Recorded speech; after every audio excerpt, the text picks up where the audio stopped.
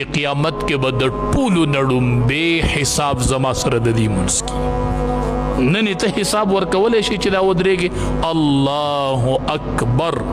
شروع چې وکې سبحانک اللهم منځ وایه او ترجمې ته یې سوچ کوه پاکي د رب لره الحمد لله رب العالمین ټول ثنا صفتونه رب لره دي نو منځ ته ودرېږه او د منځ په ترجمه باندې غور کوه د منځ ترجمه زده کوي چې منځ کې توجه نه ګډوډه کېږي ښه نبی علیه السلام نبی علیه السلام وایي داسې منځ کوه گویا چې ته رب اینی گویا چې ته رب اینی داسې منځ کوه چې ته رب اینی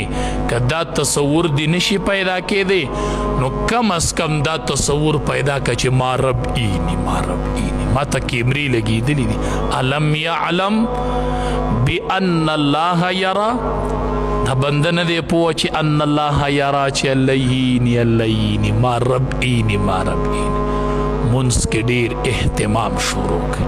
کرم منځ شروع کړئ دا منځ براله الله تلې ته مخامخ کوي او تله د میزان وي تله د میزان تله وي خدای خبر چې دی منځ کې به څومره وزن وخیږي صحابي په مانځه ولاړ دی پیره کوي په مانځه ولاړ دی غشی راغی ولګېد پې بل غشی راغی بل راغی مونږ چې مچ کیري نو سر پسې واړو غشی راځي او لګي چې ارتاویدو ته نږدې شو نه بل صحابي راویښ کو هغه چې ورته وکتل وی تاسو وختي ولې نه راویښولم ته خو مرګ ته نږدې شوې هغه ورته وی قرأت کذا و کذا زه په منځ ولاړم پلانې صورت مې وی ډېره مزه یې راکړې وه ما مونځ نه کټ کو ما له منځ داسې خوند راکړ داسې منځ باندې به ولاړو چې د غشي پته به نه لګېده غشی راغې ولګېد داسې منځ به صحابه کرامو به داسې منځ کوه داسې منځ به یې کو نو اول به د تله کې د ټولو نه ډومبې به د منځ تول راله کوي او خبر یې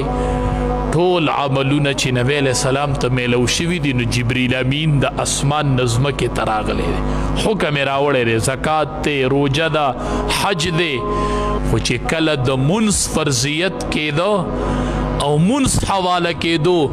امام الانبیاء رب العالمین اسمان ته وخېجو نبی علیه السلام وی دومره بره وختمه چې ما واورېدو صریف الاقلام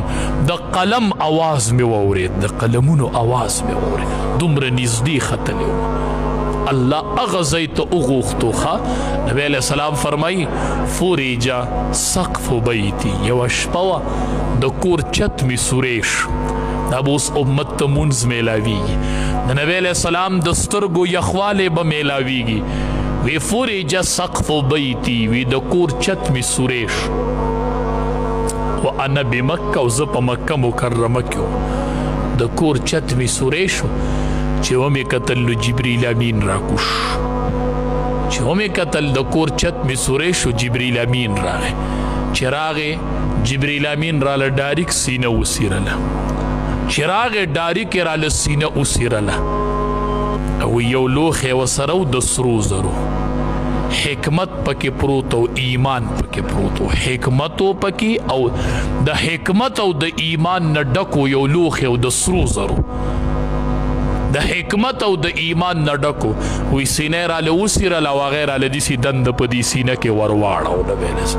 د حکمت او د ایمان نه ډک لوښی یې راله سینه کې واړو او بیا یې راله سینه وګنډله دوباره یې راله سینه برابر کړه اپریشن یې راله وکړو شق صدر یې وله وکړو د سینې شلول دا چرته روان دی ده ته به څه میلاویږي د امت ته به یوه تحفه میلاویږي ګوره تمهیدات څنګه دي د مانځه د میلاوېدو سینه یې راله وسیرله او هغه لوښي کې ایمان او حکمت راوړی و هغه یې راته په دېړه باندې راواړو او بیا یې راله سینه برابر کړله او یې د لاس نیونې وم چې راځه وی روان یې کړمه چې اول اسمان ته ورسېدم اواز یې وکړو افتح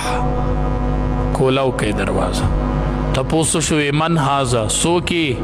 وی جبریل امین یم جبریل یم وی چې بل سره څوک دی جبریل امین ورته وی محمد دی را سره صلی الله علیه وسلم دا د معراج سفر کیږي محمد دی را سره. وی چې دی را غوښتلی شوی دی، دی را غوښتلی شوی. ما ورته وی چې او وی دروازه یې کوله وکړله. وی چې ومې کتل یو کس مې ولیده، ښي طرف ته روحونه دي او چپ طرف ته روحونه دي. چې داسې ښي طرف ته وګوري نو په ژړا شي، چې داسې چپ طرف ته وګوري نه، چې ښي طرف ته وګوري نو وخاندي،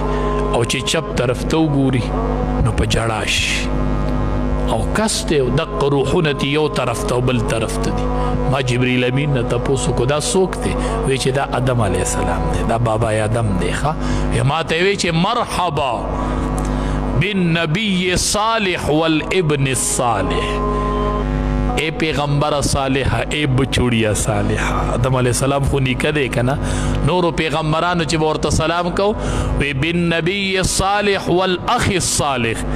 اے رور صالح. او آدم علیہ السلام ورته وی مرحبا بالنبی صالح وابن الصالح، اے بچوڑیا صالح، مرحبا مرحبا، بخیر علی بخیر علی. آدم علیہ السلام سره مې ملاقات شو. دا آدم علیہ السلام دی. ما تپوس وکړو چې دا څه دي؟ وی چې دا دی چې ښي طرف ته چې دي دا هغه ارواح دي چې دا به جنت ته ځي، او دې ګس طرف ته چې دي دا هغه ارواح دي چې دا به دوزخ ته ځي. نو آدم علیہ السلام چې ښي طرف ته وګوري نو خوشحاله شي، او دې طرف ته چې وګوري دا ارواح ویني چې دا به جهنم ته ځي، نو آدم علیہ السلام په ژړا شي.